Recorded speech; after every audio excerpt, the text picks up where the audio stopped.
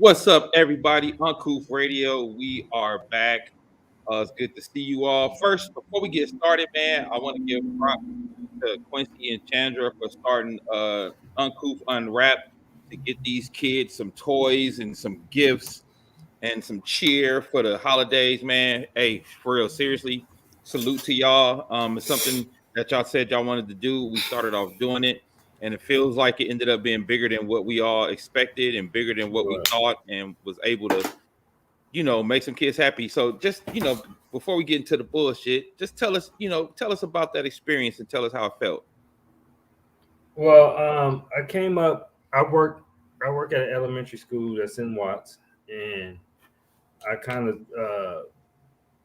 it came to my knowledge that a lot of our kids, uh, our school is 70% Hispanic, 30% Black, and I think like 90% of the kids that's in foster care are homeless, um, are Black. And I've seen kids come to school, soles coming off their shoes, and I'm hearing the backstory. Some of these kids, mothers was found deceased, and was killed. Like, these kids have been through so much. So what I wanted to do is at least give them something to smile about. And I asked, for donations so we could go out and get some toys and possibly some shoes for the kids that's in foster care and homeless, and some other kids who are like just raised by their grandmothers now or grandparents, because parents are not there anymore. And we ended up exceeding our expectations. And Chan, how many bags we ended up making? 80, 80, 90. It was a lot. A bag of It was a toys, lot. and we end up having like $300 worth of cards just at the school. So if a kid, because we had kids who wasn't coming to school because they didn't have shoes. Wow.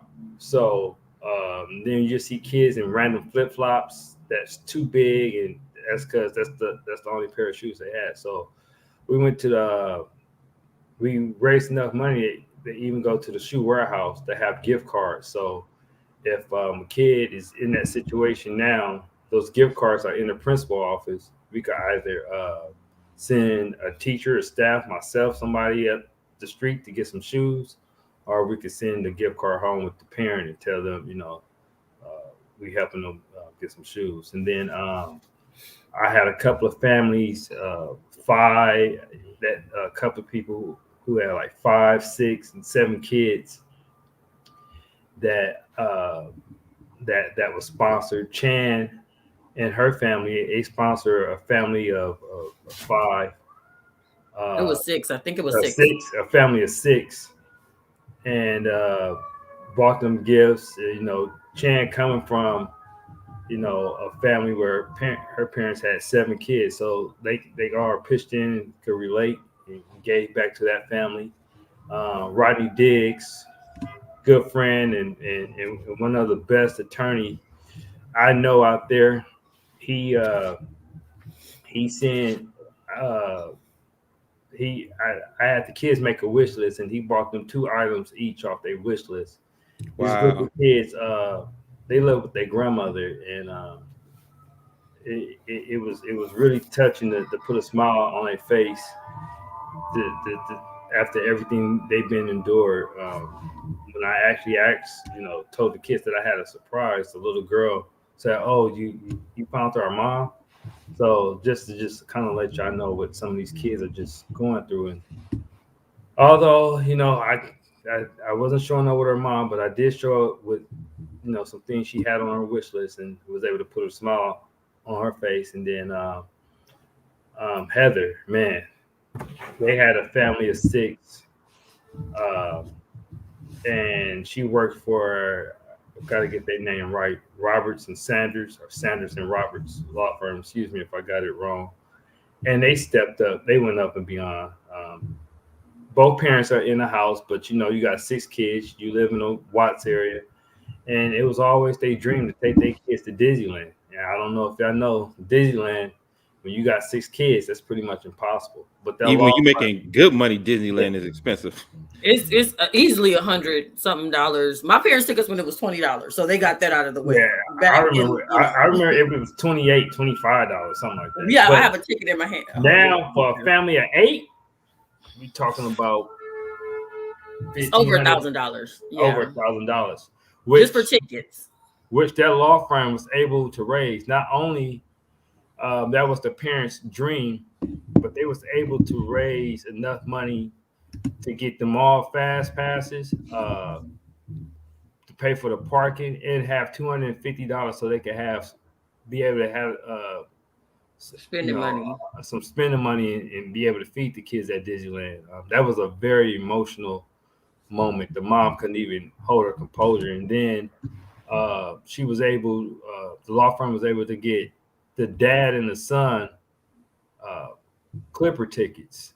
Oh wow! He always dreamed of taking his son to a basketball game, and they made that happen. And she bought clothes, man. It was like I said. I know I didn't think that post would go this far and whatever, but I'm actually just speechless how people really stepped up. And one thing I wanted those kids to know, no matter what goes on, who's in their house, who's raising them, that they had a whole community of people that love them and that's cheering for them, and they got that back. And so I think we definitely proved that. So it was overall just great turnout.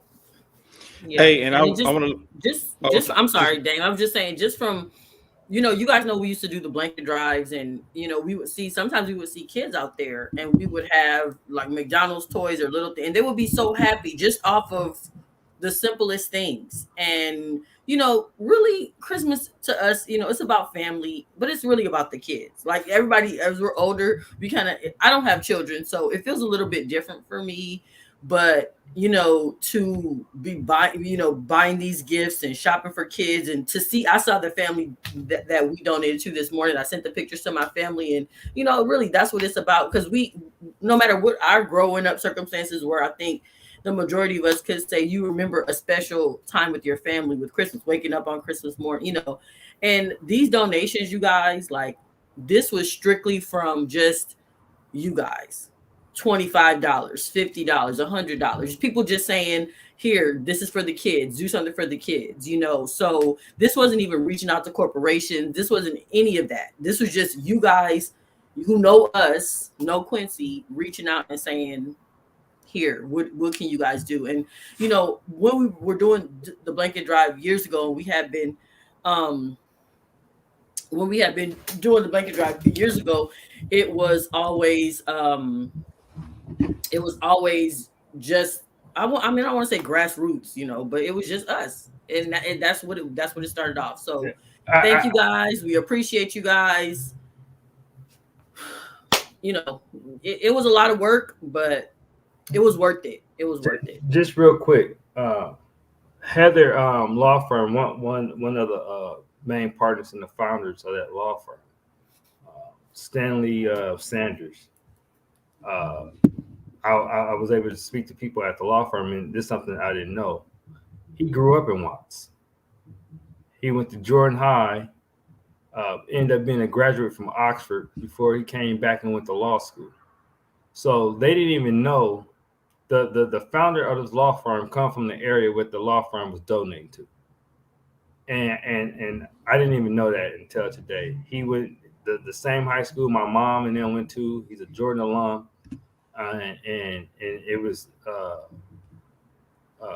crazy when they was telling me, it's like, wait, he's from Watts, and I was like, wow. So for that law firm to step up, and that's why I wanted to do this, because I wanted these kids, and when they get older, they don't forget those right. who's coming behind them, same areas, same neighborhoods, hopefully different situations. And a lot of people during the holidays, you do want to give. A lot of people donate to Project Angel Tree and Toys for Tots, and a lot of people do that. I just let you guys know, like these kids were running up to Quincy, Mr. Miles, Mr. Miles. They know him. It's somebody that he knows, he sees every day, that they know.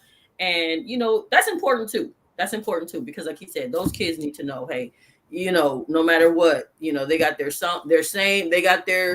boys got their collectors, Avengers, and the girls got their black Barbies, and it was just it was a moment in time that was really memorable. And a couple of people, somebody came by, dropped off some shoes, a jacket. I'm not. Yeah, we got some clothes. Got donations. Trust me, these kids. It's a continuous thing. What I would like to do, my goal is just have a stockpile of, like, when a kid come to school with his soles coming out the bottom of his shoes, we could just go up to a certain room and like have them pick out a pair of shoes to put on. So, or we have kids who's showing up and it's cold with no jacket on. We could just, go upstairs to a storage room where we have. I talked to the principal about it when I told her what my goal was. She's like, that's exactly what's her thought process. So, the point is, donations, whatever you have, is not too late.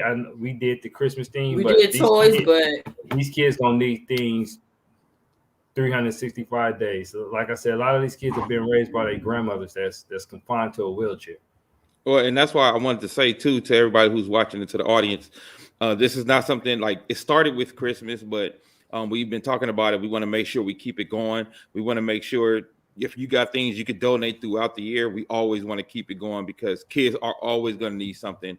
So we kind of want to, try to continue this and continue helping these kids out. And, the audience and all of our friends, all of our connections. I have so many people in my inbox hitting me, people coming by, dropping stuff off.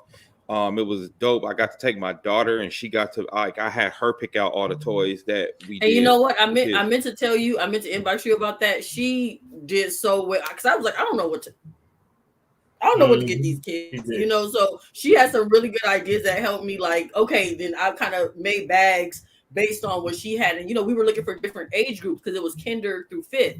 So yeah. I was like, oh God, this is perfect. Because I wouldn't have even known where to start. So she was so meticulous about it. She was like, what's the age groups? And I was like, tell her the age group. She's walking like, okay, this is for your third graders. This is for your fifth. Like, you know what I mean? So it was even dope to have that experience with her. Was awesome. Yeah. Yeah, I will. And it was dope to show her that, we got to give back to those who are a little less fortunate than us, man. Because like you said, these are things that we want to breed in our kids and breed in our community, honestly, because, this is something I think is dope for us to do as a community because we always talk about community building. And I think this is one of those things that's the beginning to community building because as Randy Watson says, the great philosopher, I believe the children are our future. So we got to make sure. Not the great philosopher. Yeah. So we got to make sure, we do our part and we doing our part. So let's get into the uncouth business. Let's start with VP Harris and Charlamagne the God. First, let me get y'all thoughts on what y'all thought about the overall interview because we all know clips go viral. Well, the first thing I saw was that clip. The first thing that I saw was that in clip when she was, coming unhinged is what they were saying.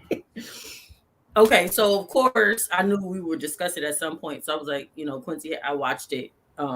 And to be honest, I did not have an issue with his questions. I didn't have an issue with her answers because I know she has to answer a certain way. We all want her to be like you said, come on. Like Charlamagne was talking to her like, come on, Kamala. Joe Manchin is a fool. Like she was like, well, because like the Build Back Better. Like we have held her to just this weird standard where we have to bring it back to like she's a politician. Like we can't be like, oh, politicians talk a certain way, they do certain things, but then when she don't come off like Kamala, we're like, what is she? You know what I mean? I won't necessarily even say coded because what she was just trying to do was bring it back to let me let y'all know what we got going on. Let me let y'all know what we've been trying. Let me let y'all know what we've been doing. Of course, trying to stick to her talking points. Trying to stick to her talking points because that's what politicians do. I did not have a problem with with was, you know what I kind of wish that when he asked her, do you think you get more like flack as like a black woman because you're a black woman, or we weren't even talking about Pensy like this. I really wish she would have said something like, I kind of wanted her to. I feel like if she was campaigning, her answers would have been a little bit different. But being that she's the VP, we don't know what her presidential aspirations are. She has to keep it like very basic. And it's unfortunate because even though we've been talking about her speaking out, coming to speak to black people, come and talk to us, let us know, like, come on, come in, let us know. But we're not getting that, like, we're not getting that Kamala that talked to Charlemagne during the campaigning, when she's even more different when she was campaigning by herself than when she started campaigning as VP. Like her, they have to stay on this brand. They need to figure out a way. Simone, as loud as she is, they need to figure out a way for her to get some stuff out. You know what I mean? But I didn't have an issue. I didn't have an issue with the interview. One of the things about with Joe Manchin, she went a while back. Didn't she go to West Virginia and was kind of like, y'all need to check this food or whatever she did. Yeah. I feel like they need to sneak more of that in. They do, because she's getting a lot of the blame. So I understand why they haven't, but maybe they will now more. But I feel like they need to sneak a little bit more of that in. But I didn't have an issue with either one of them. And you had a post about something about, what was it? Because I can't, like, I don't know how y'all do it. Well, you had a lot of the black women brigade saying, "Oh, he's disrespecting the vice president. He wouldn't talk to a man like that, and no, you shouldn't talk to a vice president in that manner." No, to be honest, as a woman, I feel like he was talking to her like somebody he knew, and I feel like he was trying to get her. He was trying to get her to kind of take some flack off herself. That's kind of what I got from it. But I didn't feel like he was being disrespectful at all.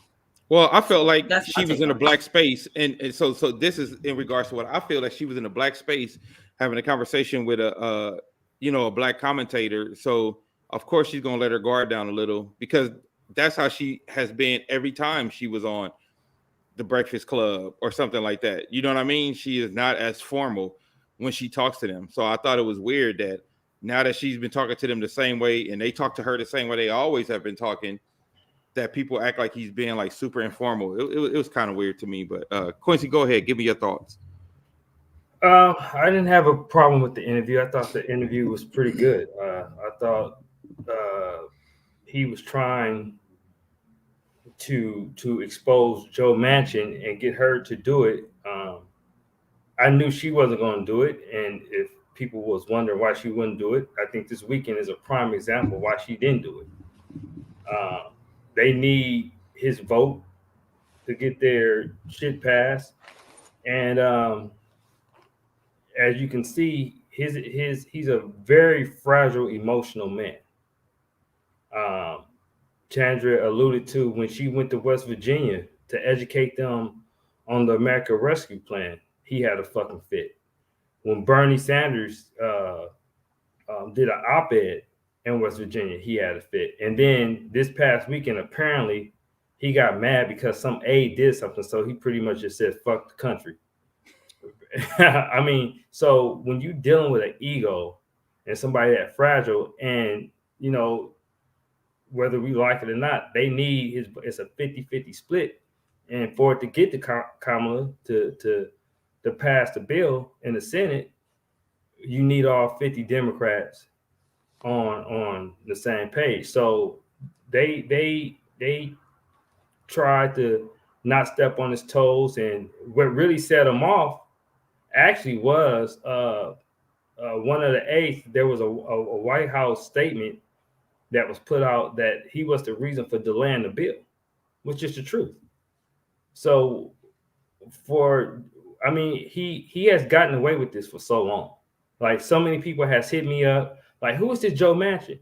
The fact that folks are just starting to find out who Joe Manchin is says a lot, because Joe Manchin been a pain in the ass for the past 10 years. Chandra read Barack Obama book. Obama talked about Joe Manchin, and so uh, I didn't have no problem with the interview. Charlemagne even told her. He said, "Hey, I think there's a lot of blame and finger point coming at you when it should be pointing at Joe Manchin." He literally said that, and and Joe Manchin has been able to hide behind the fact that he get to obstruct, he get to block shit, he get to stop shit, and everybody else is gonna get the blame. Obama is gonna get the blame. Joe Biden is gonna get the blame. Kamala gonna get, even Pelosi will get the blame. The more popular Democrats will get the blame when he's the reason. So for the first time, I feel like he's actually catching the fucking heat that he deserves. And so because there's absolutely no reason other than we know the reason why he's stopping the bill. All you have to do is look at the fact he took 1.5 million from an interest group that's against Build Back Better, and that tells you right there why he's against it. But no, I didn't have any issues with the interview.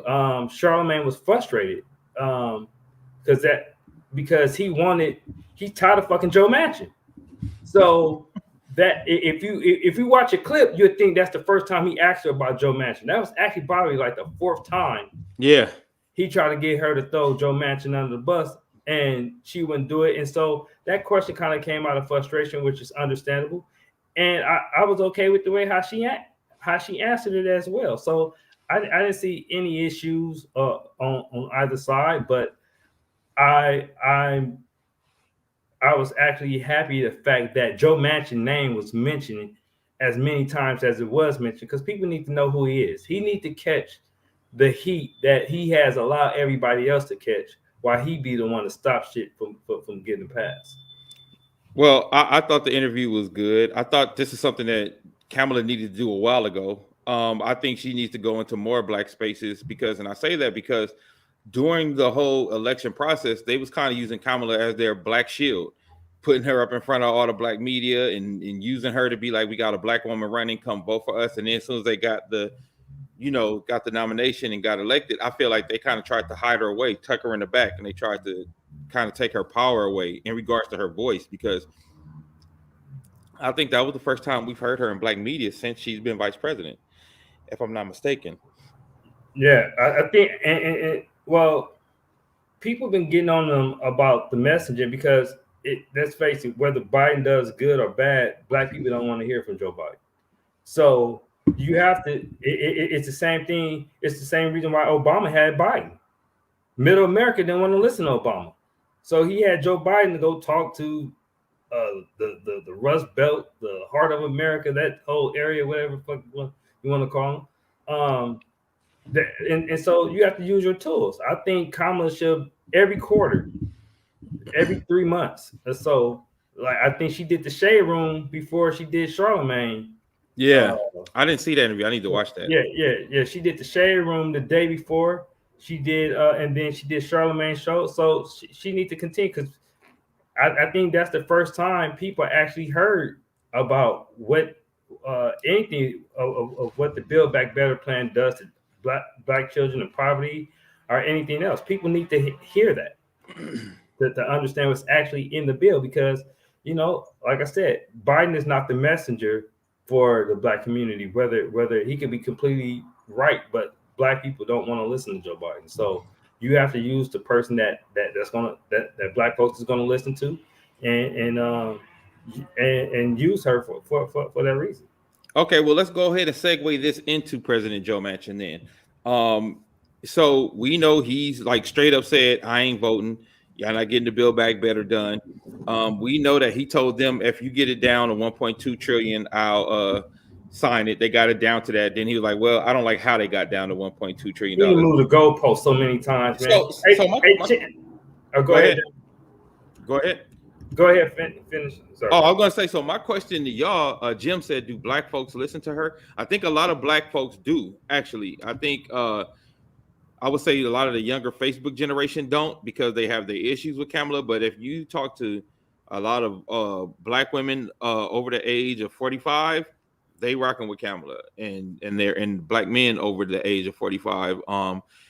Because because a lot of times we look at things from our social media viewpoint, but you look at the bumps that Joe Biden got once he made her his VP candidate. You look at the numbers of black folks who came out and voted, Jim. I think they did have some trust and listened to her. I'm not saying all black folks, because I know a lot of black folks didn't trust, but I think the fact that she was that candidate that actually helped them win the election. So I was going to ask y'all. So what do you do in regards to that? Because if Joe Manchin is single-handedly stopping the whole Democratic agenda, of course that means that the system is broken, because you have a person who has like 600,000 constituents stopping the will of 60 million, right? Because there's 60 million people who voted for Joe Biden. So think about how crazy that is. 81 million. 81 million, my bad. That's right. So 290,000 only voted for Joe Manchin. Yeah. So that's kind of crazy, the amount of power he has. But my question is, at this point, what can the Dems do? Because the progressives told them, yo, we don't want to pass the infrastructure bill without tying to the Build Back Better because we don't trust Joe Manchin. But then, and this is where I fought Biden, because Biden said, well, I trust him. That's my boy. He said he's going to keep his word and he's going to be with us. And look what happened. So to me, this president ain't president when it comes to stuff like that. Because but on that end, we can go by what he said he was going to do. If I'm coming out and I'm telling you, all right, y'all, I went to his house. He told me he was going to do this. He said he was going to do this. And next Monday, he blindsides me on Fox News. Like, guess what? I'm not doing that, and won't answer my calls. Then I can only go by what you're telling me. And what I think he was doing, Joe Manchin, it was a whole like stall tactic, because if he wasn't, like Quinn said, moving the goalpost, then telling me, did you read the statement that Patsy wrote after he came out? She was very specific about what he said he was going to do. So I'm telling you, okay, Dame, I'm going to go do this. I'm going to go to the store. I'm going to go, da-da-da-da-da. Here we go, boom. And then a day comes and I'm like, I'm not doing it. You already told all these people, Chandra's going to go to the store. Chandra's going to do all this stuff. She's going to get all this stuff for these people. Y'all ready? Okay. But Chandra's like, nah, I'm not doing it. So what do you do? But the sneaky shit he did, he went on Fox News. So where people like us is not going to watch. Right. So he went on Fox News where he knew what he was saying was going to be more popular, because he knew that he wasn't going to get the follow-up question that 70% of his state support the shit. So, but this is the issue with Joe Manchin. I have a list here. It says Joe Manchin is a top recipient from the following industries in the 2021-2022 election cycle. So this is where Joe Manchin ranked as far as getting money from these certain industries, right? Coal mining, he's number one. Mining, he's number one. Natural gas transmission, distribution, number one. Oil and gas, number one. Savings and loans, that's banks, number one. Tobacco, number one. Business associates, he's number two. For-profit education, number two. Electric utilities, number three. This nigga is the most corrupted Congress member there is. Like he's literally getting paid to do what he's doing. Now to answer Dan's question, what do you do? Because let me give people a little background on Joe Manchin, because a couple people didn't really know who Joe Manchin is. So Joe Manchin is a senator in West Virginia. Now, the uniqueness about Joe Manchin being a senator in West Virginia, it's a red state. What I mean by that, he's Trump basically Republican. Trump beat Joe Biden 68-29. Like Trump whipped Joe Biden ass in West Virginia. Question: do we have? You might not know this offhand. You might. Do we have other states where they're red states but we have Democratic senators, What? like They're the more. majority like that. They're more like swing states. You have swing states, but not like this. Okay. So Joe Manchin came on the scene he actually been on the scene because before he was a senator, he was the governor of West Virginia. So he has been a Congress member like since the 80s. He has had his hand in every election position. Well, Quincy, to counter what you said though, how you said he's number one in taking money from all those folks. The state is like number 50 in poverty and number 48 in healthcare. Like, keep going. They 47 in education. 47 in education. Like, it's bad. Like, it's bad. It's bad. He's 100% not there for the interest of the people. Average income is $26,000. How about he doesn't even live in West Virginia? He lives on a yacht outside of DC and drives a Maserati. All right, so and then him and his son, they are involved in coal mining. What's the issue with Build Back Better? The climate change element of it. All right. And so the uniqueness about Joe Manchin is that he called himself a conservative Democrat. I don't know what the fuck that is. And he's in a red state. So even when he was primary by progressives, the progressive got like 25% of the vote. Because like I said, it's a deep red state. So what you're going to get when people be like, well, we need to primary Manchin, pretty much what's going to happen is either you're going to get Joe Manchin who vote like 60% with Democrats, or you're going to get a Trumpster who's just going to vote no on everything. So the only true way to counter Joe Manchin is you got to pick up them seats and that get behind Val Demings in Florida. You got to pick up seats and make him irrelevant. That's the only true way to do it. Now, what they doing now, and the reason why I feel like I like that White House statement. I was surprised that they really laid it out there like that.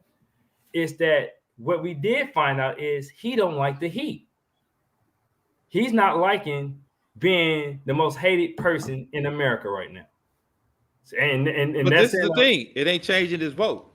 Like, this is the thing. He don't like it. Not yet. But yesterday, the biggest union in West Virginia, the coal mining union, have came out and said Joe Manchin need to vote for Build Back Better. The biggest newspaper in West Virginia yesterday has came out and said Joe Manchin. So he's actually getting pressure that he's never even received anymore. Received before. So I think that now he actually, like I said, for the first time, because he's been doing this for a minute. Joe Manchin might be new to some people, but if you've been following politics, this is what he do. He is known as, I think he's a Republican plant. I think he's a Republican plant to make sure that we don't get nothing. You know what I'm saying? Yeah, and that's why when Chan said, "Do you think he would ever go Republican?" I said no, because that's how he make his money. Yeah. It once he got 50 other people on his side. He already there's already 49 people, 50 people doing what he's doing. They have him there, particularly like, hey, if they ever get the majority, like they do now, you got to do this, blah blah blah. If Joe Manchin become a Republican, he just another Republican. He's just another Republican. But now he gets to be an obstructionist, and like Jim said, now he's like, his name is going down in history though. Like now he's the dude. Now he's the guy. So I want to go back to something you said, Quincy. You said, in order to make him irrelevant, you have to pick up seats, right, with somebody like Val Demings. But this is the rub of that. With what he's doing, he's going to cause the Democrats to lose more seats because the Democratic agenda is not going to be looking good for the midterms, because you're not going to have Build Back Better. You're not going to have the George Floyd. You're not going to have the voting rights bill. You don't have student debt cancellation, which I think that's something that Biden's making a huge mistake on, because that's something he could do with a damn executive order. So if none of the things, I don't know about that, Dane. We can touch on that, but I kind of did some research. I'm not sure Biden can do that. Okay, so I don't think. First of all, we have to remember this is year one, so we're working on it. It's year one. I know it's been a lot. Like, we got put into a lot with Trump. We got put into a lot. So it seems like it's been a long time, but they haven't even reached their first year. The thing that the Republicans have learned that the Democrats haven't, and the constituents as well, is slow and steady wins the race. They have to figure it out. What are they doing now that nobody's really talking about? Packing the courts. Why? Because Kamala touched on this a little bit. They're suing cities, they're suing those states for some of those voting rights. They're backdooring stuff. And the reason they're backdooring stuff is because they don't have these votes. She made a very good point, a very, very good point that I feel like was kind of it was the plan. We did talk about packing the courts because remember they were asking him, "Were you going to pack the court?" They were he wouldn't answer that. But she made the point about these issues not being. Right, that's another reason why they haven't thrown Manchin up under the bus, because although he's not helping the agenda, he has helped confirm at least 40 of Joe Biden judges. And just to put in comparison, at this point, Trump only had 18 confirmed. Biden we thought that Trump was like jamming with his, because he put in a lot, because they were obstructing a lot of Obama's. But to the point where she made a really good point about saying these issues, everybody is, and Joe Manchin is clearly an issue, but these issues that we have and that we're trying to pass are not they're not partisan issues. These are not Democratic issues. When they're talking about obstructing votes, they're not talking about only the Democratic votes. They're talking about these poor white people. They're talking about these college students. They're talking about these Native Americans. They're talking about these Latinos. They're talking about all these people. So you have senators that are Republican senators in those states. They are holding strong at 50. You know what I mean? Not pass. Y'all don't want to pass the bill back, but they're holding strong on that. So we're talking about we need this one, but not one of them. And Quinn's posted a video the other day I had never seen. They all voted against COVID relief, the reconciliation, and then they're taking credit for it back in their state. So we need to find out where we can also put pressure on some of those Republicans who are in those states with those poor people, with those Native American people, and they need to get because they're making it a Joe Manchin issue, but we have to make him irrelevant. We can't make him irrelevant in West Virginia, but he has to be irrelevant. Those other Republicans need to feel the heat too, which I think is also a mistake because we're all on Joe Manchin now. Well, I think what Democrats have to do is look. The best example I could give you is this: in 2016, Donald Trump, what they run on, we're gonna repeal Obamacare, right? Every Republican ran on appealing Obamacare. And then you had the president appealing Obamacare. The Republicans had the House repealing Obamacare. And then it got to the Senate.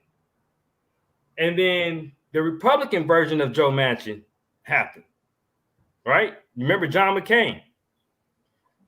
They didn't, the constituents, and what they did, what the Republicans did was they didn't turn on Trump and say, well, Trump, his agenda didn't pass or whatever. They set the precedent. If whoever don't back up Trump agenda, we getting rid of your ass. And that was including John McCain. Mm-hmm. So I told Chandra, black folks out there, a bunch of black organizations put out a report card on senators and how they vote on civil rights legislation. Chan, when you get a chance, can you find it and post it in the comments? Yeah. You'll be surprised how people respond when they have to stick out there by themselves and they can't hide behind the criticism of Biden or Kamala or whatever. Because a couple of Democrats got incompletes. And since that grading came out, they're like, oh, no, I'm going to vote against the filibuster. See, it's different when your ass have to stand alone and your grade is right there. I mean, we got one here in California. We got one senator that got an A and the other one got an incomplete. You could probably guess who was the incomplete was. Dianne Feinstein. Yep. So what we have to do is kind of take and Democrats have to do, okay, and that's why Chuck Schumer, who I think is somebody else who and he ain't getting enough heat for this shit at all. Not catching enough heat either. Chuck Schumer need to still put that shit on the floor for a vote. Now, what I suggest he does is put one topic at a time. The first child care tax. Let everybody see who's voting against that and who's voting for it. All the popular elements of Build Back Better need to be put on the floor and make every person have to vote and then have to explain why they voting against it. Because it's easy to go up there and do shit when you know other people gonna take the heat. He still should put Build Back Better on the floor and make each person have to explain whoever votes against it have to explain why they voting against it, but it also allow us to know who ain't backing the agenda. Because I need to know when I look at Build Back Better, and I don't think a lot of black people really know how much black people really benefit from this. When I look at Build Back Better, and I see what actually Biden started with the $45 billion for HBCUs. It was Manchin who brought it down to $1 billion. Black farmers was going to get $6 billion on top of the $5 billion that they got this year. All right, $3 billion was going to go to black women. The issue with black women doing maternity and dying 3 times more of white women when having kids. $3 billion was going to go specifically for that. Why is that a significant thing, and why did Kamala bring that up? Because as a senator, that was something she tried to push through. The billions of dollars going to Marshall Flood and HUD, and then just the general things that help black folks. The paid family leave. They talk about how many households, especially that's led by single black mothers, would benefit off of paid family leave. They talk about how the child tax credit was helping with black poverty. There's a whole bunch of stuff just on the general stuff. The universal child care or pre-K deal. It's so many things in there.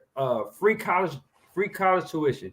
There's so many things in there that our community directly and indirectly would benefit from, and we need to know who's voting against it.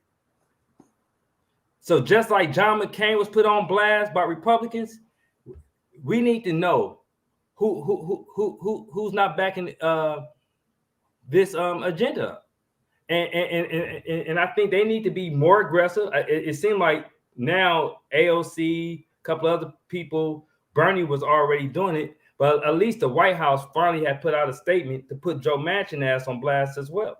And to me, the more people catch the heat individually and not allowed to hide behind Kamala and Biden criticism, I think you'll see more people change their mind. Well, see, and so this is my issue though, because I know people keep saying like, "Yo, we only in year 1." The problem is you got that clock ticking to the midterms, right? Because if the clock is ticking on that midterms, that's why they got to get some stuff pushed through, because that's what they're going to have to run on when it comes time for the midterms.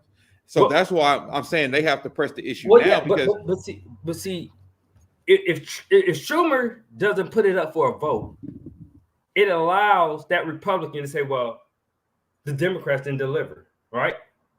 But if Schumer put up for a vote, Raphael Warnock can say, "Hey, when they put it up for a vote, I voted for it.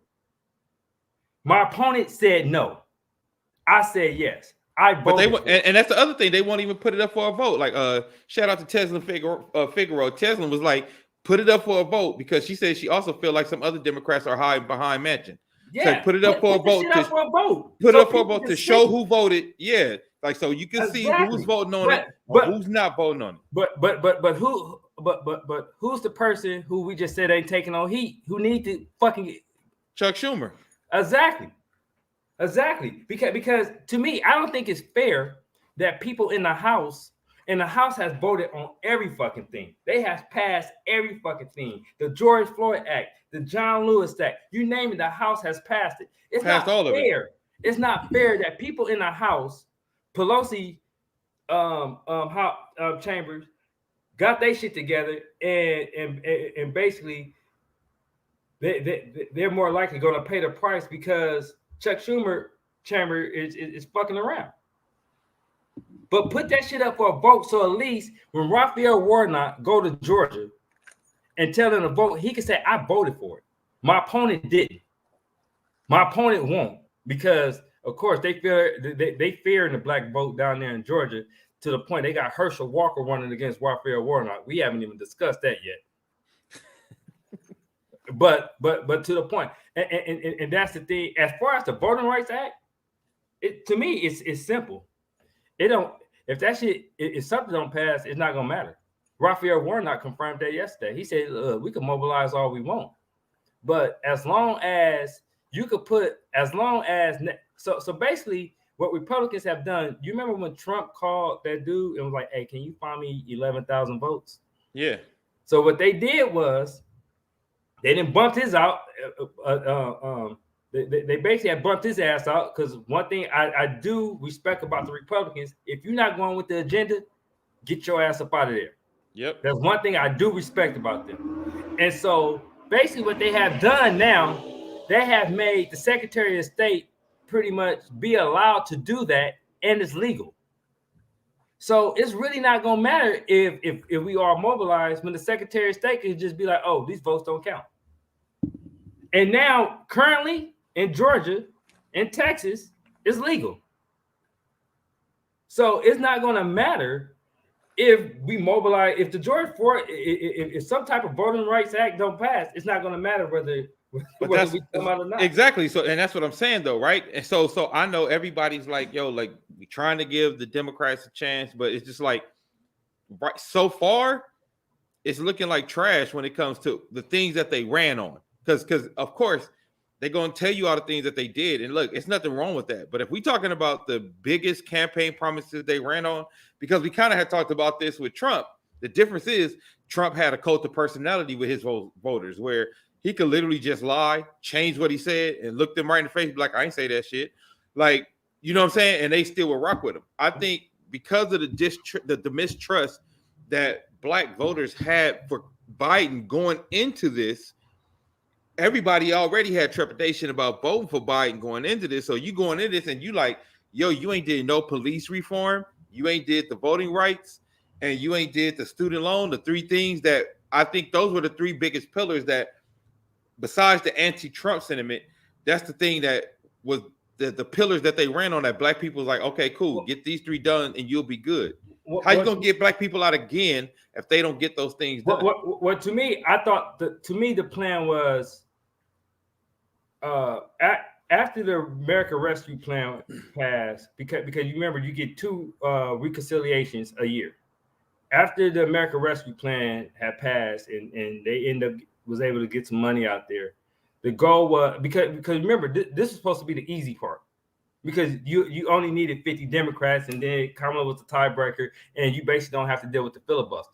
So I think the plan, from my understanding, the plan was, we're gonna after that, the American Rescue Plan, we all say, okay, now you got to go big, which they did. Free college tuition, paid family leave, the child care. I mean, the child tax credit, all that shit he tried to throw in to build back better. He went big, so I can't knock him for going big. I think what has happened with Biden is it's kind of like, how can I explain? It's kind of, this is not the Senate he left. The Senate he left in 2006 voted 98-2 on Voting Rights Act. This ain't that Senate, dog. That the Joe Manchin you knew before. I mean, this is a whole different type of situation now. But even more than, I think Joe Biden's moderate, like him being moderate, is hurting us right now.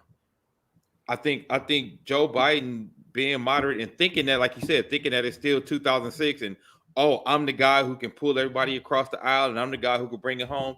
I don't think he realized that ain't what time it is no more. Well, I think we finna find out soon, because we've already seen people moving regarding the filibuster, and I'm talking about folks who wasn't really quite rolling with the like getting away with it. But I think a lot of them are starting to come around and realize shit is not going to really pass unless you do it to filibuster. But as far as the agenda, to me, the plan was you get through with these reconciliation deals because you don't have to deal with the filibuster, and then you start getting into filibuster shit. As far as the George Floyd Act, I can't really put that on him.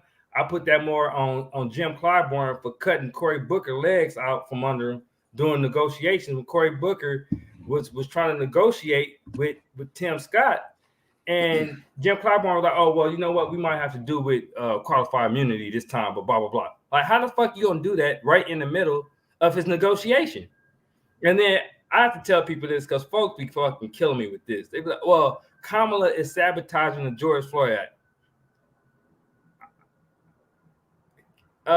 She wrote it. I'm sorry to tell you. I know y'all want to find blame on Kamala for some shit, but the George Floyd Act is not one of them. She wrote the bill. That's her bill. Let me read this comment from Jim because Jim, you are on point. You are really onto something. He said, "This is white America's last stand. Right now, it really ain't about political parties. It's about who keeps the power and how the American caste system will play out for the future. This is more identity politics than it is about governing." That is 100% correct, Jim. That's 100% correct. I definitely, man, and they're gonna put up a fucking fight, and that's why, like you see the panic. You see, I just told you that in 2006. Voting rights passed in the Senate 98-2. Guess what happened since? What happened 2 years later? Obama. Yep. Shit haven't been the same since. As much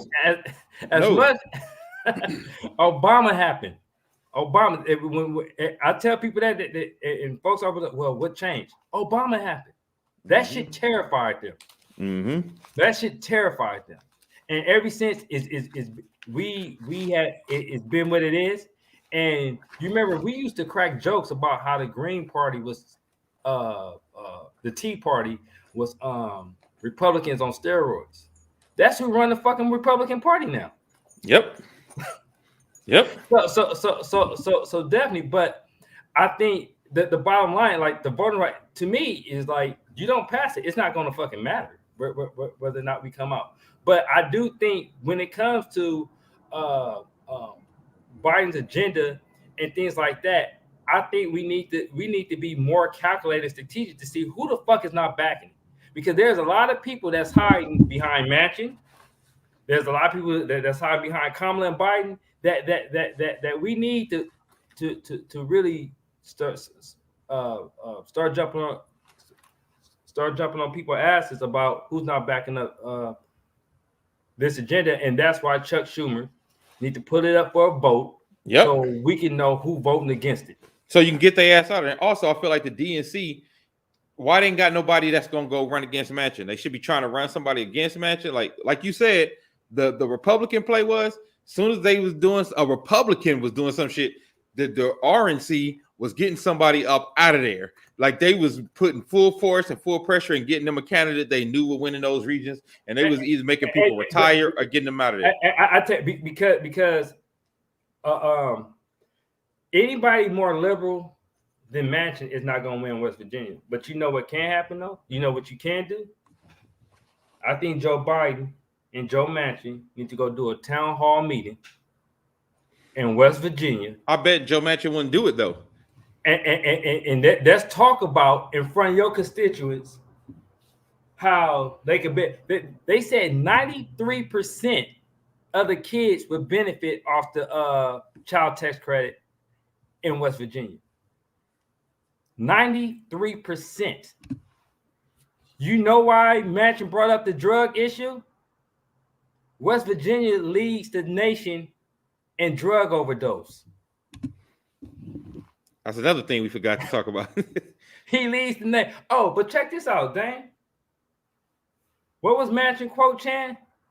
He said, I don't want to give them that credit because they just going to do drugs and go hunt. No, he said if you want stuff done, you got to put it yeah. He said if you want certain things done, then you need to vote for certain senators. To me, I took that shit as a challenge. But what they need to do, Biden needs to take his ass to West Virginia and because to me, that's the one thing that tends to either irks him or afraid him, that people are educating his constituents on what he's voting against. So then why won't they do that? Why won't they do a full court press and like take Kamala and Biden down there and do a town hall with or without him to say this is what this was in the Build Back Better, and that's what I'm talking. So these are the things I'm talking about. Like if there are tactics, Quincy, that could help to move him in other directions. Like why aren't the Democrats doing that? And this goes back to what we talk about with the terrible messaging, because like you said, there are great things in the Build Back Better plan, but a lot of people don't even know. Well, that's the frustrating thing. The tools are there, but the messaging and the strategy is shit. It's almost like you got a bunch of talent on the team, but the coach is trash. Like there's no. Can you imagine? Like I give you a prime example. In the first 6 months, this administration gave more money to the HBCUs than Trump did in 4 years. And you ain't heard how much. And you ain't heard that shit yet. Can you imagine how much Trump would talk about that shit if in his first 6 months he gave more money to HBCUs than Obama did in his 4 years? Like, and so to me, the message, and that's the frustrating thing about it, is that he said Lakers are Dems. The DNC is Coach Luke Walton. God damn. Yeah. The DNC is Luke Walton. Oh no, we had the perfect analogy for what's going on the other day, and it was the perfect analogy. Watching Infinity War, because I was telling somebody, like, pretty much because it's a 50-50 split, all Democrats have power in the Senate because you need every single person. And right. I was telling Chan, it reminds me of when they was fighting Thanos on that planet and they had the glove off, and old boy wanted to do his own shit because he wanted to know what happened to Gamora. Star-Lord. Yeah. He got in his feelings and his emotions, and he messed it up for everybody. Like, for real. His emotion, and he fucked it up for everybody. And I said that's what's like, together, a whole lot of the shit could get done.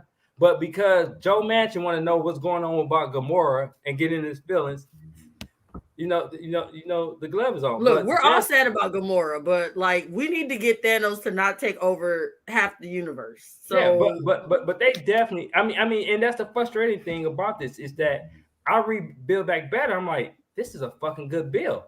But if you ask, I'm talking about for us, for Black folks. Like I've never seen a bill that had $3 billion to go towards Black women, maternal issues and things like that. I've never seen no shit like that, and no bill, and then to give on top of the $5 billion that they gave Black farmers earlier this year, they're gonna give them another $6 billion. It's like with all that shit in there, people should know about this, and so the messaging and the strategy is just the strategy is bad, because to me at this point, I think Manchin didn't already say fuck it. So now what you got to go do, you go into his state and you educate the people. And because I saw a Trump supporter the other day said, hey, I don't understand why Manchin ain't backing the Build Back Better. Look, when you talk about putting money in people's pockets and giving them paid family leave and universal child care, I don't give a fuck what party you in. You want some of that, especially like Dame said, when you in the second poorest state in the country. So no, they definitely have to get it together. But the first thing first, Chuck Schumer needs to put that shit on the floor so we can know who's voting against the agenda. Yeah, I agree. Because there are because not everybody, like I said, check out that report card. Not everybody in the state like Joe Manchin. Other motherfuckers could get primary. Well, and so let me ask y'all this then, because what's going to happen is, hold on, let me read this statement from Jim. That is the problem. It helps Black people. America ain't trying to do that to their best product and import. Black excellence coming from poor Black people, easier to exploit that subgroup. Absolutely. So I want to ask y'all this then, because, we talk about educating voters and we talk about making sure voters know what's going on. One thing I've seen, and I think y'all can agree with this, more black folks have been trying to become educated voters throughout this process, especially since, I would say, since Trump ran for office up until now. Like, you've seen more black voters trying to become educated, but also I think some of the fault of the black voters not being as educated as they could be is the terrible messaging, because there are people like, I mean, like you said, Kamala just went on the Shade Room. Kamala just did the Charlamagne the God Show. But there's like shows like Roland Martin, like the places that people watch, the educated voters watch, that the Democrats just don't show up to. So I'm asking y'all, what are they going to do when it's time to vote for the midterms and the White House? What are they going to do to get back to those people? Because they, like, if you just look at the temperature, if you just check the temperature of social media, check the temperature of the news, they losing black folks a lot. And it all started, and you know, we talked about this, it started when the first thing they did when they got in the White House was sign the Asian hate crime bill. Now, we know what that bill didn't really have no teeth, but far as optics was concerned, after going through the George Floyd shit and going through all those, that a whole year of protests and all that, and the first bill they signed when they get in there is the Asian hate crime bill, bad for optics, terrible for messaging, and the messaging and the optics have not gotten better since then. So how do we expect them to get people to come back out and vote for them? And why would we expect that? Well, to me, it got to be on the constituents and the politicians, because, you know, Kamala was telling the truth and people were saying she was lying. She was telling the truth. So with people confirmation bias, there's certain people, no matter what the messaging is, they're not going to believe it. So that's when they have to come on the constituents to educate themselves. I always tell people, follow your vote. You don't have to follow, like me. I'm into politics, so I know who's running in Georgia and all that. But at least follow your vote. If you don't do nothing else, follow the people you vote for and see what they doing, what type of legislation they putting up, what they voting for, what they not voting for, and then take it from there. You don't have to follow what the hell is going on in Arizona and other places. It's good to be knowledgeable of those things, but at least follow the people you voting for. And then yes, because at least if you see some information out there about that person, you could go look it up for yourself. And that's what I mean about follow your vote. Like, I was told that Alex Padilla was for the filibuster. And then I did some research. I find out he's not for the filibuster. So it's also on us as constituents to just follow our vote. If you don't know like the basic ways of government, because the shit is very confusing, and like I said, that shit with the student loans is super confusing, big time, because I'm really not sure, and I sat up all night one night trying to read up on it and even try to see if I found president whether or not he could do it or not, because basically what you got Chuck Schumer, the leader of the Senate, who's saying he could do it. And then you got the House, Pelosi, the Speaker of the House, saying he can't. He need Congress. So does it just let you know how fucking confusing that is? You got two of the top officials in Congress both saying two fucking different things. So, but at least you can at least see what the people you vote for is doing, what legislation they're putting up. And then yes, Democrats, because it's a big tent party, you're gonna have to use people for certain areas. I thought the Secretary of Education did a fucking trash ass job on the Breakfast Club, because there was opportunities where he could have really broke down things and educated people, and he didn't. You can't say Charlamagne I forgot what Charlamagne brought up. He said, "Oh, that council on the Hill." People don't know what the fuck that means. We know what it means, right? But the average person that's watching the Breakfast Club don't know what. Oh, well, the Hill did that. But no, that's what Charlamagne asked about. He said, "Well, Biden proposed $45 billion, and then it went to $1 billion. Like, what happened?" That happened on the Hill. those people that's in the shade room. I mean, not that I'm knocking anybody education level or government, but unless you follow politics, you don't know that lingo. That's some shit you use on CNN because most people who watch CNN is gonna know what you're talking about. Well, look, So, let me read this comment real quick. It's not always about. I hate when people say this. It's not. It's also not always about just not helping black people, because helping black people also helps the general low income population of whites in America as well.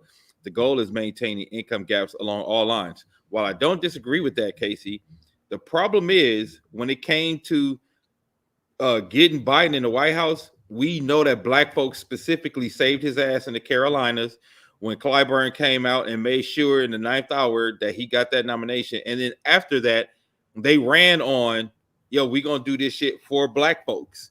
And of course, yes, it's gonna help us help the rest of the country too. But they ran on, we gonna do this for black folks. So of course, for the first time in a very long time, black folks are actually expecting some things. And because of that, because I don't know the last time our black folks actually expected something from a presidency, and this is because they were presented and promised specific things. Well, my question would be to anyone who is just having specific issues about what they're doing is have they not done anything that's within their power, their executive power to, like I said, there are several things that Kamala talked about that they were backdooring, because a lot of people think executive orders are just boo. The thing you have to remember about executive orders, the only thing you could do with an executive order is modify or change a law that's already there. Executive orders are not, you can enforce laws in a certain way. You can change or modify that. That's why that's why when everybody's been saying the thing about the $50,000.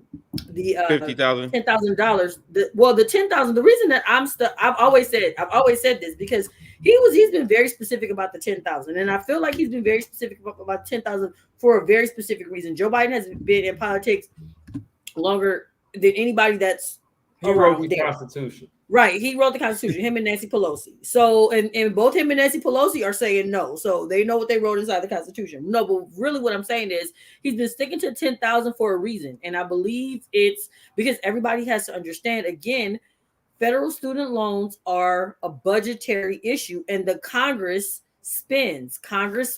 So he's been saying $10,000 for a reason. Now, what he can do is, which what he did, is extend, moratoriums, do whatever. But like we've talked about, when he was extending the moratorium tried to extend the moratorium on the evictions, and the Supreme Court was like, boop, nope. So they are if you guys really pay attention to the Constitution and not just the amendments, there are very limited. Each section of government has a very limited power. But you know what though? Even the student loans he has forgiven, because he has forgiven like 12 billion, of student loans. But even though the student loans he has forgiven are provisions that was established by Congress. Right. So that's why I'm saying I'm not sure if he could do it or not. But like you said, when they pressured him on the eviction moratorium, and he said the same thing. He said, I'm not sure I could do this, but he did it anyway. And the Supreme Court said, no, you can't do that. I think he should just go ahead and do it with the student loans as well. Yeah, let me just do it. So I'm going to show y'all. And if the Supreme Court come in there and say, no, you can't do that, then at least people will know that he tried, he put forth the effort. So there are definitely some things that I think that they need to improve on. Again, now that we see that they need more specific messaging, they need more pressure on certain people, they need more of a just, okay, you know what, let me not take that sit back and wait approach. Like, okay, I can't do this, but what can I do? So there are, like, again, Kamala said that they're suing some of the cities. They're talking about the states. They're talking about the chokeholds. They're doing the thing with the lead. Some of the things that are provisions within Build Back Better. They're trying to do and just so people things now. And some people could get some type of. Trump did the same thing. So when Trump couldn't get Obamacare passed through the legislation branch, what did they do? They went through the judicial branch, through the judges. through the courts, and then he got his heart broken because the Supreme Court said that It was like, no. Yeah, like no, Obamacare is His pretty much Supreme Court. yeah. Obamacare is still It's fine. Leave it alone. yeah, it's cool. So I think that to me the student loan shit is like I said, it's confusing because you got the majority leader in the Senate saying he could just write it off. And you got the Speaker of the House saying he needs Congress. So I'm like, okay, both of y'all motherfuckers all this shit. Like, who's right? Both of y'all can't be But right. I also feel like this goes back to the terrible ass messaging, right? The fact that this is the messaging going on that Chuck Schumer is getting on Twitter constantly saying he could change this with the swipe of a pen. That's literally the word. But you know what, Dane? I think he's doing that for political coverage. I was gonna say, I think Chuck Schumer hasn't done anything. We used to see him standing next to Nancy Pelosi all the time. He's not. Dang, what's a better way of keeping the heat off his ass for not doing anything other than keep on saying that? Yeah, I agree. And that's what I said. Remember, like we said earlier, Chuck Schumer needs to have some heat on his ass. But again, I think because like Ron said, like they playing politics, and like Jim said, they playing politics in a certain kind of way. They are picking and choosing those targets. They ain't care about letting AOC and Ilhan Omar get their ass ate up by the Republicans. They didn't come to their aid like they did when they wanted to get rid of what's my guy who was the comedian who got kicked out the Senate? Al Franken. Al Franken, right? The noise they made about Al Franken, I didn't even hear the Democrats making that noise about Boebert in regards to Ilhan, right? And to the dude calling AOC a bitch. So, and this is what I mean when I say like, yo, how can we expect this party to really put on for the city when they don't even have a backbone to put on for each other? Like that shit, like I said, from an optical standpoint, they look super trash now. Well, the thing is, you remember one of the things I said on our first show this year? I said there are two civil wars. You got the Trumpers against the traditional Republicans, and you got the progressives against the moderates in the Democratic Party. And so you pretty much have the two civil wars going on in both parties right now. But I think that if anything at this point that we need to be do our due diligence. Oh, I want to make this point real quick because somebody said not everything about Black people, and that's the thing about the Build Back Better plan. There are some things specifically in there for Black people, but even the general things, Black people benefit, a huge percentage benefit off of. Like I posted it in the comments. Yeah, like paid family leave. That's not specifically for Black people, but I can tell you, I think they said like 80%, like the percentage of Black people that benefit off that. It's super high. Yeah, but in the same sense, you still got something in there to address Black women maternity rates, maternity rates. Yeah, specifically for that. There's $3 billion specifically for that. There's nothing wrong with that. Right, and we don't know this though. You see what I'm saying? Like all the stuff, like this should be shit. Because one thing Trump was good at was marketing, even marketing his bullshit. Right? The Democrats ain't even shouting from the mountaintop. This is what Joe Manchin is stopping from happening. If you don't you think if they were to tell Black folks this is what could be happening in this bill and this is what Joe Manchin is stopping, don't you think the temperature around this whole shit would be different? I want to address what Ron Pat said. He said, at the end of the day, none of this matters. The country is so polarized that half the country will vote for who they like, while the other half will vote for who they don't like. Now, it's almost true, Ron, but the difference is, and we talk about this often, no, half the country will vote for who they like, and Black folks will sit that shit out, and it will be a lower vote turnout for the primaries and a low vote turnout for the presidency. And we know that low vote turnout always benefits Republicans. Yeah, that's why he's suppressing a vote. Just to answer or just to respond to what you said earlier, I feel like this is not really. He said no, they won't. We can look at historically. No, it's when black. definitely true. Yeah, we can look at historically. The numbers supported is not just something we're throwing out there. We've been talking about this for years. No, they won't what? No, they won't. No, they won't sit out the vote. Yeah, that's what. And then I mean, we have people saying like, "Oh, I'm not showing up for the midterms because they're not doing what I want to do." So that's we like numbers supported. But what I was gonna say was, okay, we don't look at the historical ramifications of how politics has changed with social media because no, we were not going to newspapers reading about Al Gore. We weren't doing all that. Well, we some of us knew, we saw what was on the news. Look at what happened. President Obama, first social media president. We know how he was. Very whatever, most blah blah blah blah. Then we had Trump. So he was like on the super turn up. So not everybody is hyper aware of what's going on in social media, but I don't think the politicians have caught up with that. What was the first politician that went and talked into the shade room?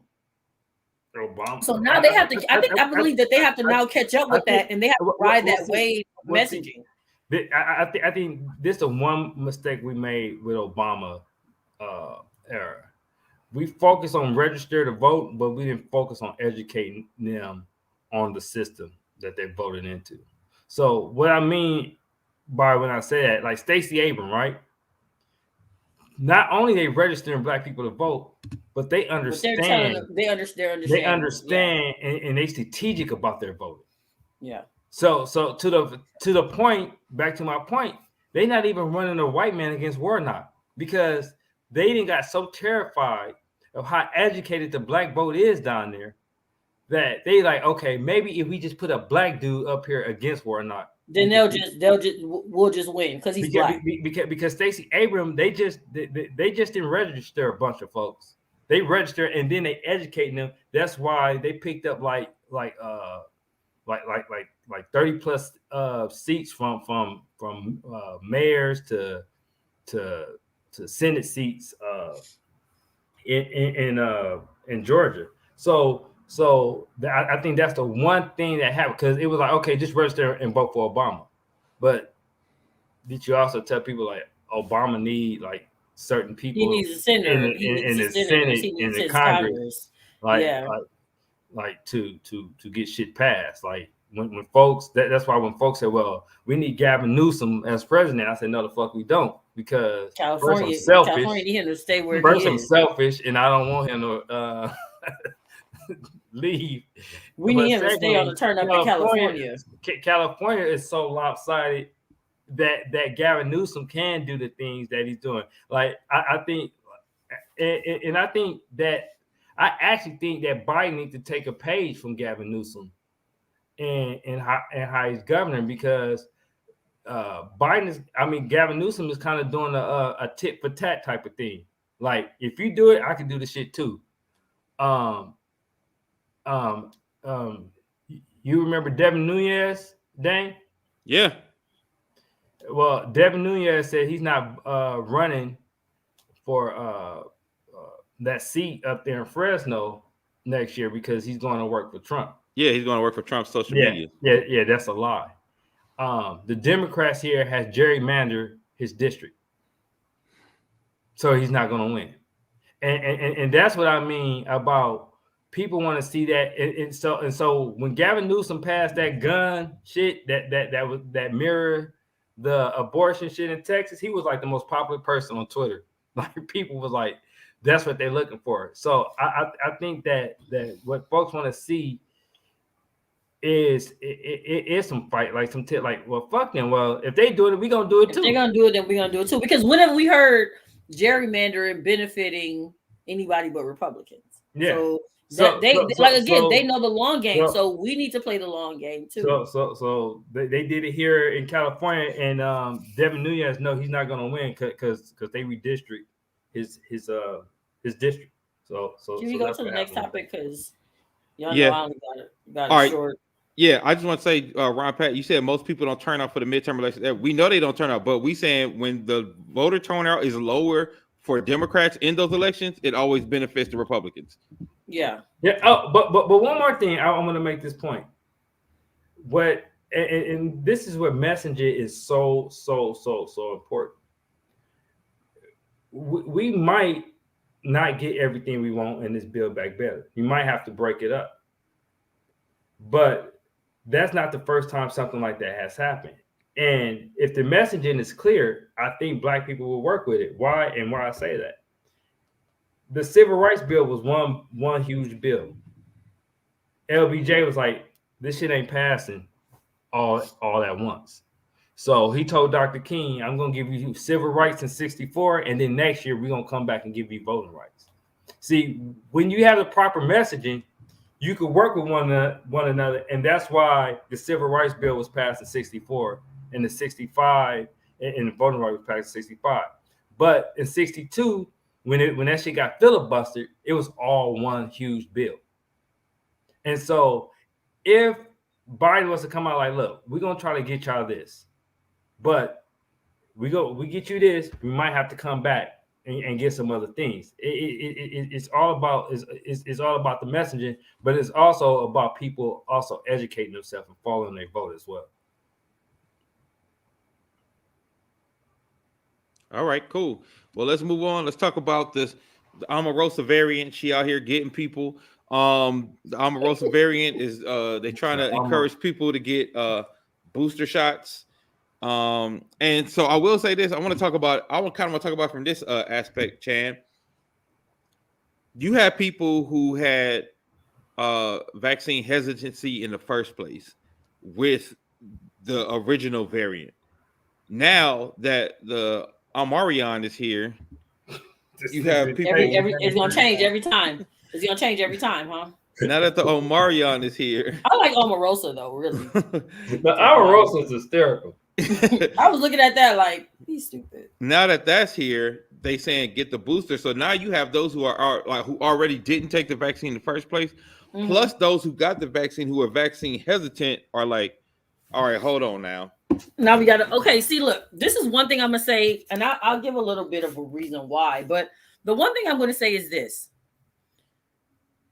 nobody has to pay for any vaccine or booster. So that's how you know they're not making no money off y'all. They're not trying to get in y'all pockets. They really trying to get people to get themselves vaccinated. And every time we hear, okay, this is what's happening. If we get vaccinated by this percentage, blah, blah, blah, we'll be good. What's happening is we're not reaching those numbers. When they wanted this amount of people to be vaccinated and then this amount of people we were hoping that, the herd immunity and vaccine would kind of, antibodies would kind of, people weren't getting, I don't think they expected as many people to be vaccine hesitant as they were. So the variants are changing. We're getting different variants. Everybody saw Loki. Hopefully y'all know all about variants. The variants are changing. The thing about what's happening, well, they might be, but you're not paying. We're not paying the money out of pocket. I've gotten the vaccines. I've gotten the booster. I haven't paid a dime. I just walk in to wherever and I get it. So they might be, but we're not paying it. So that's what I'm saying. That's that part. They obviously are, but I don't have to pay out of pocket. That's more so what I was saying. So what's happening now is the vaccine didn't necessarily get smarter. It just got more prevalent. So it is more contagious, but less deadly. So we're not having those death numbers. But the bad part about it is we're right in the middle still of like winter cold flu pneumonia season, like regularly without the coronavirus. So, and people are just starting to get so laxed. People have questions about the NBA. They're vaccinated. Why are they? Because they're going to these different places that have different mandates. They're going to these arenas that don't require such and such. Remember, these vaccines are not cures. They're only just a shield of protection, a sword of righteousness. That's all that is. But somebody can break through it if you just constantly putting yourself over and over in that situation. So the thing that people have to still do is you still got to be vigilant in what you were doing. Keep wearing your mask. Keep, if you're not vaccinated, do what you haven't gotten COVID, do what you were doing. Some people have got now we're having more breakthrough infections also because now that more people are vaccinated and the DNA of the disease is, if the virus is changing, it's viruses are smart. They contain DNA. They're just not, you know, they're smart. So we really have to just be vigilant. We really have to, if you're going to get your booster, stay home, wear your mask if you're going out. Just same things that hopefully you've been doing to keep yourself from getting the COVID. Nowadays, we know 2, 3, 4 people who've gotten COVID. I have my immediate family is 19. Only one person in our family has gotten COVID. Thank God. And they weren't vaccinated at the time. So that's all I wanted to talk about, because a lot of people, because we didn't hit those numbers that they expected, then yeah, we did get the variant. Yeah, we did get more numbers. But if you are following it, you'll notice that it's less deadly. So your symptoms aren't as bad. And these are just for some people. There's a percentage of people that is just going to be bad for it because of whatever's going on with your immune system, whatever's going on with your health. Take care of yourself. Ron talks about keeping your immune system strong. Do all those things naturally that you can. Just keep being very vigilant. Don't go out if you can. People are going to concerts. People are going to parties. Oh, I'm vaccinated, so I'm good. People are not being truthful about their vaccination status and going to other places. And I think that's the problem. You got yes, you got people pretending like they wearing the condom and they're not. So they pass it. Is that the comparison that we're doing? Like, I think that's a problem. You got niggas lying. Like, and then folks still, like, if you sick, stay your ass at home. Don't come to work. Like, and the other thing too, like, regardless of what you believe about the vaccine, the vaccinations, like Ron said, wear a damn mask. If you don't believe shit else, wear a mask. I mean, come on, man. Like that's. We don't even have to get into if you into vaccines or not. We don't even have to get into that, because that's the problem. There's a very large percentage of people who don't want to get vaccinated that don't want to wear a mask. Like, what? I mean, look, and these look, okay, the vaccine thing, okay, I get it, but you the same motherfuckers who didn't want to stay in the house, you don't want to wear no mask. Like, do you not believe there's a pandemic? We're still in a pandemic. Like, they're talking about to the point where some of the schools are talking. Y'all want y'all kids to be back at home? Hey, that's all you gotta do is get everybody to chill out. Y'all want y'all kids back at home every day? You better work. And the crazy thing is, like, all right, nigga, you can't be anti-vax or vax hesitant and don't want to wear a mask, nigga. Like, come on, dog. Yeah. You can't get the vaccine and think you could go to every orgy party and you're not gonna catch COVID. You catch COVID. I know that was very specific. We'll talk about that off the air. God damn. Yes, we definitely need to talk about that off the air. All right, so let's get into this real quick before we get out of here, man. Let's talk about some red flags. Yeah, I finna mute myself. Let's talk about some relationship red flags and how early should you see them, and what should you do when you see them early? Let's keep it general, guys. What do you think you should do when you see, how many red flags should it take for you to run? Let's do that. 1. How many red flags should it take for you to run, Quincy? 1. Look, let me get my Kamala answers together. Yeah, go, Chad, elaborate for a minute. Y'all don't want me to talk about this. Yes, not my dating life. Yeah, right. Well, look, all right, shit. Here we go. So I think that sometimes when you've been single as long as I have, you tend to give people more of the benefit of the doubt than you should when it comes to red flags.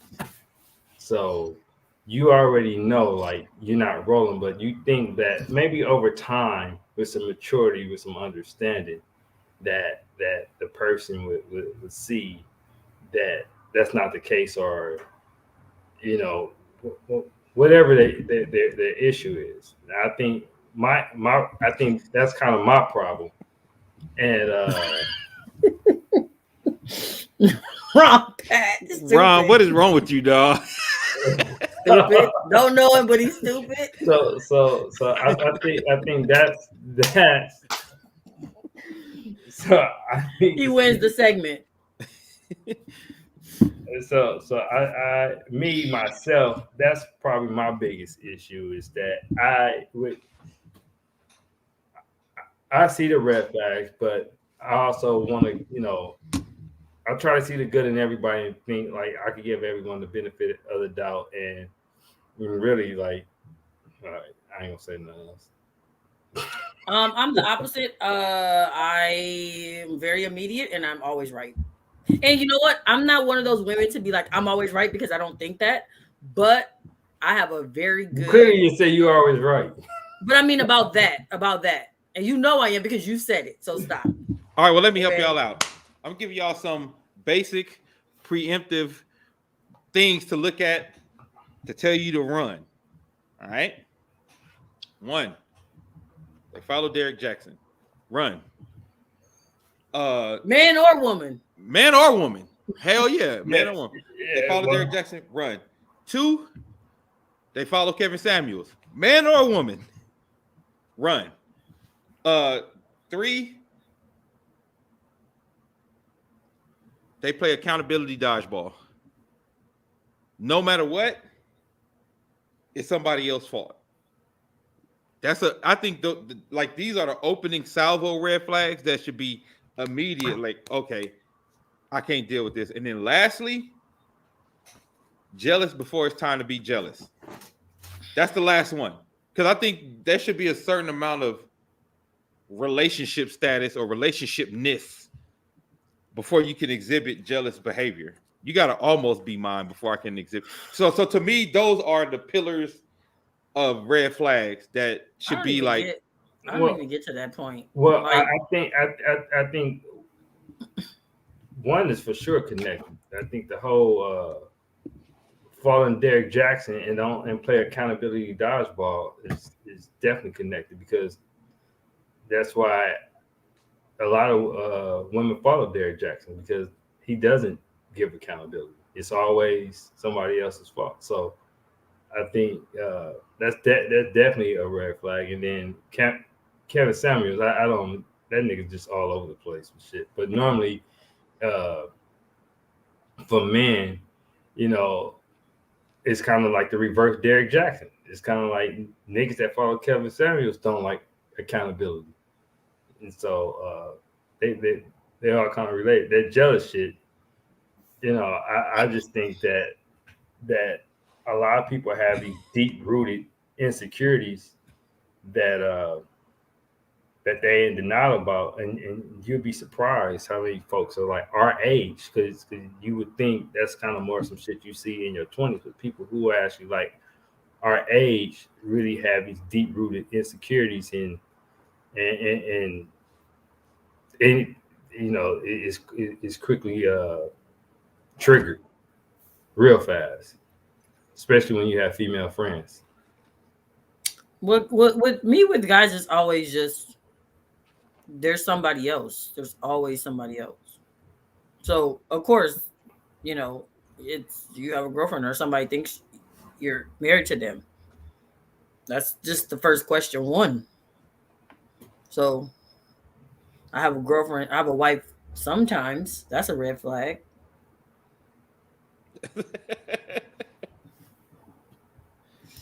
Yeah, that's like a fucking red banner.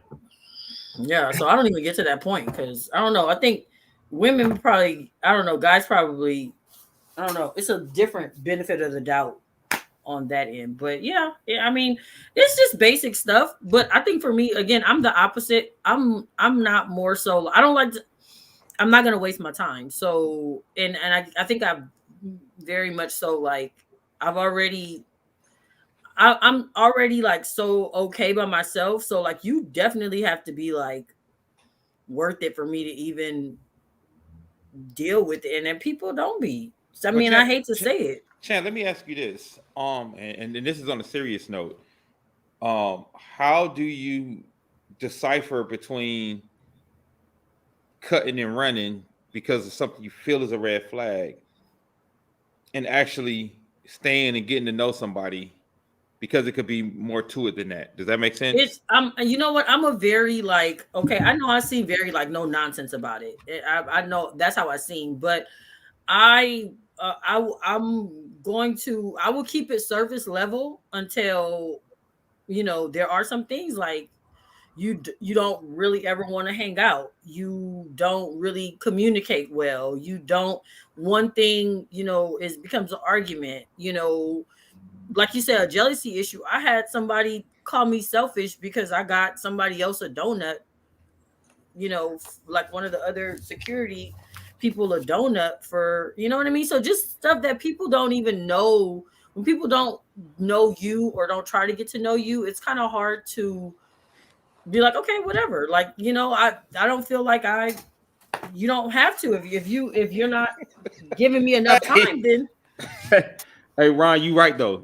Parks backwards with one hand and look out the rear view without camera assistance. She robs dudes. okay, well, I've never robbed anybody. Oh, you park like that, Chan? You drive like that? You I one of do. them? But Oh, I turn the Lord. music down. Yeah, Turn the music see, down. and see, Dan, that's kind of the issue I get caught up in, because I feel that we all, especially at this stage in our life, we all even had some bad relationships and been with some fucked up people, to people. So I think, because I'm very transparent about, you know, my fuck ups, you know, throughout my life and my relationships, and so I constantly try to give people the benefit of the doubt that I want folks to give to me. That makes a lot of sense. And so That actually makes a lot of sense. I get that. That's very and so that's psychoanalytical. where that's where I get caught up at, and then Well, but see, that's understandable though, Quincy, because you see what I'm saying. Like what I'm saying is, like, I feel like sometimes we know people who will be like, "Oh, you just trying to find out." So any little thing you run. So I'm trying to see, like, what do you think would be that threshold where you like, it's anything to run, or is it actually a red flag and I actually need to go? You know, when people say the dating pool has like pee in it, that's the truth. Like, I don't meet a lot of people overwhelmingly that I feel like, oh, okay, like you just, oh, yeah, that was the one that got away, Chandler. You should have, you know what I mean? Later on, you find out they were married, they were in a relationship, they were cheating, they're this type of person, they're this effed up person. Like, there's not anybody that I could say honestly that I was like, oh, okay, yeah, you red flag this person, and you know what I mean? I'm pretty tolerant, but I've met some people that just don't go along with that tolerance, if that makes sense. So yeah, well, but I stay in my bed and eat Cheetos a lot. So it's not like, you know, I'm out there clubbing. When I feel like with me, well, I've kind of realized that being accused of things that I didn't do, or somebody try to make me look like something that I'm not, seem to be a trigger for me. And you know, I have to like really go and do some deep soul searching on that, of why I'm like that. And you know, you guys can hear me on this show, my stutter, and I used to stutter real bad when I was a kid. So a lot of times I would be quiet, and I would get blamed for a lot of shit I didn't even do, just because I didn't know how to articulate myself. So then I ended up in a relationship where I constantly like found myself trying to prove myself to somebody. And so now I'm at this stage where, by ignoring those red flags, I actually kind of find myself. It's almost like not necessarily red flags, but if I find myself where I'm constantly trying to prove myself to this person and trying to just go out my way to show that I'm not, because what end up happening is I end up down this rabbit hole of just constantly the relationship that we have just be about me just trying to prove them wrong. And to me, that's at that point, this year I've started to like, just like, I'm not about to stress myself out. I mean, I'm gonna let you believe who you think I am, and that's there's nothing I can do about it because I'm not about to just continue to stress myself out trying to prove you wrong or try to prove you try to prove to you that I'm someone that I'm not. Yeah. Well, okay. Well, in signing out, oh, good job, Janae. She said just be you, because at the end of the day, that's who they got to fall in love with anyway. At the end of the day, I'm gonna say this as we sign off. Before you get into any relationship, I think all of us, a lot of us, so many of us have baggage. Get therapy first. Work on yourself first. Or even if you don't get therapy, get to know yourself first. Get to learn yourself first, so you can know what you're looking for and know what you need. Know what those triggers are. Know what you need in a relationship. What will work for you and what won't work for you. We're gonna talk about this some more from different perspectives, but this was just kind of an intro into it. We're gonna keep getting into it because some people have been saying they want to hear more from us on a relationship front, like they used to. So we're going to give y'all some politics, but we're going to go back to giving y'all some of the ratchetness at the end when it comes to talking about these relationships and shit. Hey, man, I missed y'all. It was so good to be back. Had a good time. Man, hold up. Time out. I got to read this shit. Okay. I got what we used to call it, a Chan strawberry letter, whatever the fuck. Yeah. Whatever. Hold up. It says, I got an invitation to my cousin's wedding. She's getting married to the man I was engaged to. He cheated with her. My aunt's cousin's mom is trying to convince me to go to the wedding because family is all family. Red flag on the family. First of all, the family trash to even try to convince her to show up on something. Exactly. You ain't supporting family. And like low key, the family is trash for supporting the cheaters. Low key, like y'all will be a wedding of nobody. Wasn't Alicia Keys? What's going on? I gotta irritate to my cousin. She getting married to the man I was engaged to. That's it right there. The nerve of the cousin to invite her. But the nerve of the aunt to be mad that, exactly, family red flag. That's what I'm saying. How you gonna put a guilt trip on her? How you gonna put a guilt trip on her? Like, oh, you ain't gonna. That's how you gonna do it. You know what? People say family first. People be saying family first, but family be trash sometimes. Like, no, my family wouldn't do that to me. Like, no. Mm-mm. She's getting married to a man I was engaged to. That's serious.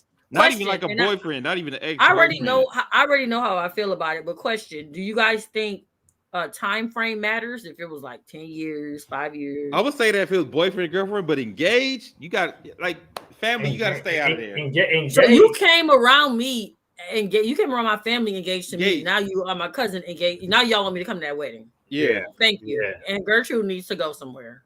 Yeah. Agreed, Janae. I don't think that can be fixed. I don't like it. Unsubscribe. Because it's not like it's a high school boy like back in the day. It's not. These motherfuckers was engaged. But how you going to get mad at me for not going? Nah. That's their relationship gonna be tainted for a minute. So the family union gonna be like that's it. That's in the Chanberry letter. Yeah, the Chanberry letter. All right, well, Uncle Freddie. That's better than Fine Chan a Man. So Fine Chan Man. Bum, bum, bum, bum, bum, bum. Fine Chan a Man. Bum, bum, bum, bum, bum, bum. All right. Support your family. Ron Pat, not on this one. Sorry. What he said? This is our black community like. No, the black community is like it is because she took my dude. You said she cheated, right? Yeah. Hey, cousin Faye got the dude in this one. Yeah, and you want Vivica to show up to the wedding? No, we done. We're done here. You're done. Yeah, all right, so everybody, we'll see y'all soon. Because people want us to come back. So look, I know we've been saying we only come back if something's maybe we'll do every other week or some shit. Because people mad because we take it too long to come back. Oh, we'll talk. Yeah, they are. I've been getting hate mail. Oh, so that sucks. Okay, they miss us a little bit.